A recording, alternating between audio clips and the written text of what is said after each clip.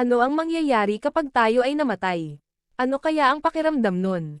Ano ang mangyayari sa iyong katawan at iba pa? Walang tao man ang nakakaalam, kapag tayo ay namatay, pero heto at ating alamin base sa kasaysayan at ilan sa mga malapit ng mamatay ay nakaligtas. Sino nagsabi na nasulyapan nila ang kabila? Ano ang mangyayari kapag ikaw ay namatay? Marahil ay isa sa mga malaking misteryo ito dito sa lupa. Simple lang dahil wala sa atin ang nakakaalam ng sagot at lahat tayo ay mararanasan ang kamatayan sa huli. Ang mga dakilang manunulat ng sangkatauhan ay nag-iisip ng tanong na ito para sa mga milyong taon.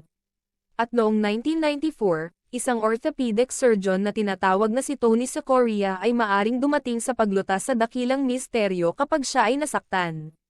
Sa pamamagitan ng isang halos nakamamatay na boltahe ng kidlat sa upstate New York. Si Secoria ay naramdaman niya sa kanyang sarili ang paglipad patalikod at ang susunod niyang naalala ay ang pag-ikot niya at nakita niya ang kanyang katawan na nakahiga na sa lupa sa kanyang likuran.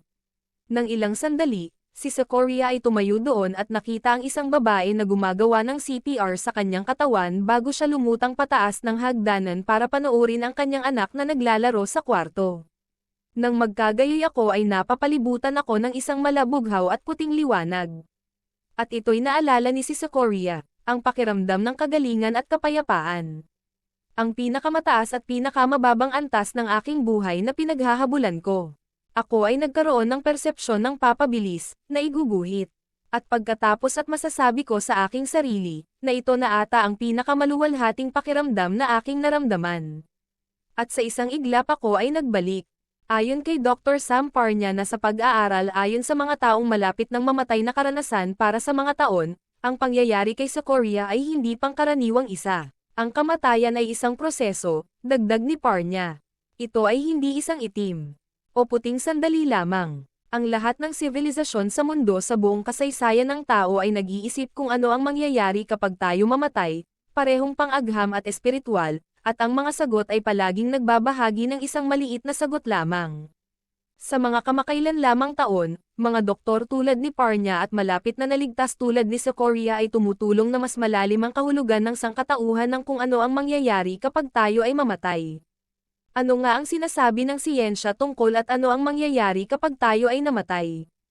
Habang tayo ay hindi natin gaano naiintindihan ang pakiramdam ng mamatay hanggat hindi natin nararamdaman sa ating mga sarili, hindi natin alam ano ang mangyayari sa ating katawan bago at pagkatapos mamatay.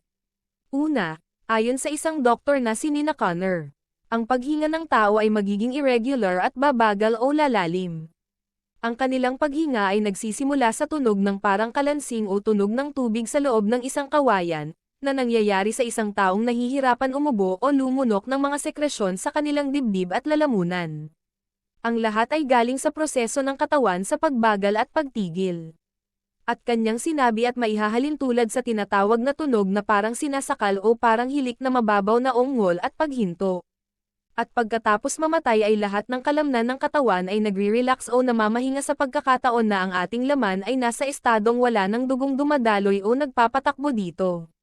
Samantala, kapag ang katawan ay namahinga, at ang balintataw ng mata ay dilat, ang panga ay bahagyang nakabukas at ang balat ay lumulubog. Ngunit sinabi ni Parnia at iminumungkahing ang kamatayan ay hindi nangyayari sa isang sandali lamang at ilan sa mga manaliksik ay nagpapahiwatig na ang ating mga utak ay maaaring gumagana pa ng 10 segundo matapos ang ating puso ay tumigil sa pag-atake. Bukod sa agham ng kamatayan at dekomposisyon, ang mga tao ay palaging sinusubukan din upang malaman ano ang sensasyon o pakiramdam kapag patay na. Dahil karamihan sa atin, hindi tulad ni Secoria ay hindi kailanman magkakaroon ng karanasan ng tulad sa kanya na maranasan ang malapit na kamatayan. Kami lamang ay nawala na nag-iisip. Ano nga kaya ang pakiramdam tulad ng mamatay?